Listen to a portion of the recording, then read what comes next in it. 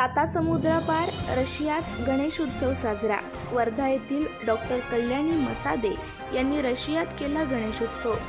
रशियामध्ये वैद्यकीय शिक्षण घेत असलेल्या MD डॉक्टर कल्याणी मसादे यांच्या पुढाकाराने भारतीय वैद्यकीय शिक्षण घेत असलेल्या 4,500 विद्यार्थिनींना एकत्रित घेऊन रशियामध्ये भारतीय संस्कृती जपत लोकमान्य टिळक यांचा आदर्श घेऊन वेगवेगळ्या जाती धर्मातील वेगवेगळ्या राज्यातील विद्यार्थी एकत्र येऊन गणेश उत्सव मोठ्या भक्तिभावाने व उत्साहाने साजरा केला। गणेश उत्सवामध्ये रशियन विद्यार्थी व नागरिक मोठ्या संख्येने सहभागी झाले होते।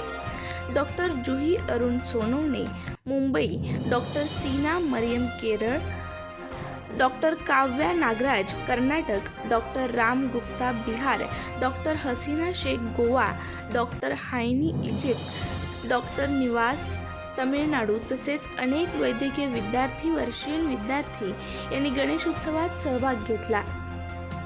नमस्कार, मी कल्याणी रशियन फेडरेशनच्या वोल्गोग्राड येथे वैद्यकीय क्षेत्रात कार्यरत आहे।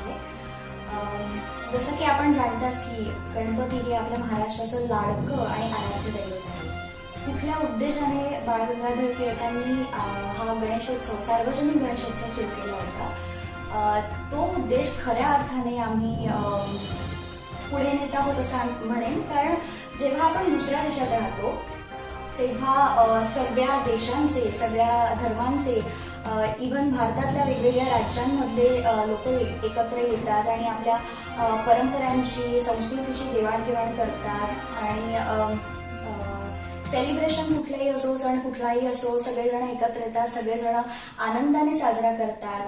आणि कुठल्याही गोष्टीसाठी, जसं की आपण जाणता की गेलं वर्ष अख्खं कोरोनाच्या काळात सगळ्यांनी खूप भोगले आणि अशा वेळेस कुठल्या तरी चांगल्या उद्देशाने सगळ्या जाती धर्मांचे लोक, सगळ्या जाती धर्मांचे मित्रमैत्रिणी, दुसऱ्या देशातील मित्रमैत्रिणी एकत्र येऊन गजाननाला मदत मागतात, गजाननाकडे प्रार्थना करतात। ही खरं तर खूप पॉझिटिव्ह एनर्जी देणारी गोष्ट आहे आणि तोच उद्देश घेऊन आम्ही इथे रशियाला सगळेजण एकत्र मिळून गणेशोत्सव साजरा करत असतो।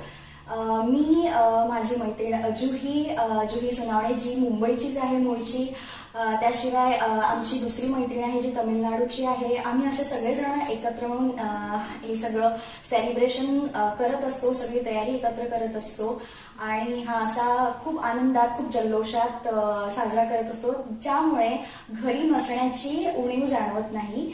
आणि आपणा सगळ्यांनाही गणेशोत्सवाच्या खूप खूप शुभेच्छा।